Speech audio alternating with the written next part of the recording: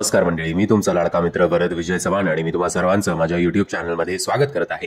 मंडळी, लॉकडाऊन लग्न नावाचा नवीन मराठी सिनेमा येत्या 8 मार्च 2024ला आपल्याला आपल्या जवळच्या चित्रपटगृहात बघायला मिळणार. हो, बरोबर ऐकलं तुम्ही, 8 मार्च. आज आहे 28 फेब्रुवारी. काल 27 फेब्रुवारीला या सिनेमाचा टीजर आपल्या भेटीला आला होता. म्हणजे जेमतेम 10 दिवस उरलेले असताना तो टीजर पण अजून सर्वत्र पब्लिश केला नाहीये. युट्यूबवर अमोल सरांचा जो एक युट्यूब चॅनल आहे त्याच्यावर आणि मग जी स्टारकास्ट आहे त्यांनी आपापल्या इंस्टाग्राम आणि फेसबुक या प्रोफाईलवर शेअर केलाय. पण अजून तिकडे सुद्धा नीट PR नाही करण्यात आलाय आणि 8 मार्चला हा सिनेमा रिलीज सुद्धा होतोय. टीजर सुद्धा खूप घाई गडबडीत एडिट केलाय असं वाटतंय. खरं बघायला गेलं तर जेव्हा या सिनेमाचा थंबनेल मी बघितला, मला थंबनेल डिझाईन प्रचंड आवडलं. बरेच वेळा थंबनेल डिझाईन जे असतं किंवा पोस्टर डिझाईन जे असतं, माफ करा, त्याला आपण त्या गोष्टीकडे दुर्लक्ष करतो. पण सिनेमाचं पोस्टर सुद्धा अट्रॅक्टिव्ह असणं तेवढंच गरजेचं आहे, जे की या सिनेमाचं झालेलं आहे.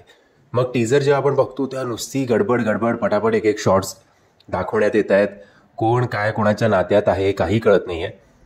फक्त एकच अंदाज आला की कदाचित हार्दिक जोशी हा एक पैलवान आहे, हे त्याचे बाबा आहेत.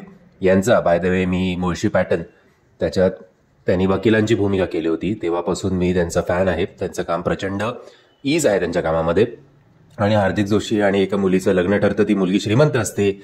आपले रमेश परदेशी त्यांचे आय थिंक भाऊ किंवा वडील असतील त्या मुलीचे. आणि मग यांची श्रीमंती बघून यांचे डोळे एकदम मोठे होत असतील.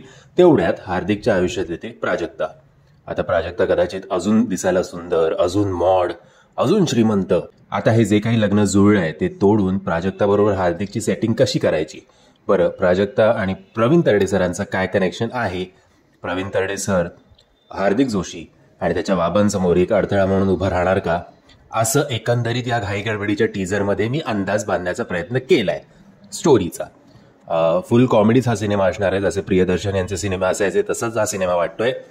लोकेशन्स आहेत चांगले, बट टीजर जर प्रॉपर आपल्यासमोर प्रेझेंट करण्यात आला असता. बॅकग्राऊंड म्युझिक सुद्धा जेव्हा तुम्ही ऐकाल या टीजरमध्ये, रप रप रप रप रप एक चालतंय. एक फ्लो काहीच नाही आहे, ना बॅकग्राऊंड म्युझिकमध्ये आहे, ना कुठल्या सीन्समध्ये आहे, ना कशात काय. बट ठीक आहे, बघूया. कदाचित एकदम एंड मोमेंटला लोकांनी ठरवलं असेल की 8 तारखेला रिलीज करायचं आहे, म्हणून घाईगडबडीत हा टीजर रिलीज केला असेल. कदाचित ट्रेलर आपल्यासमोर खूप चांगल्या पद्धतीने मांडण्यात येईल अशी आशा करूया. मग खरं तर लॉकडाऊन असताना यांच्याकडे वेळ असायला हवा होता. पण लॉकडाऊनमध्ये लग्न असून सुद्धा खूप घाईगडबडीत सगळं चाललंय असं एकंदरीत दिसतंय.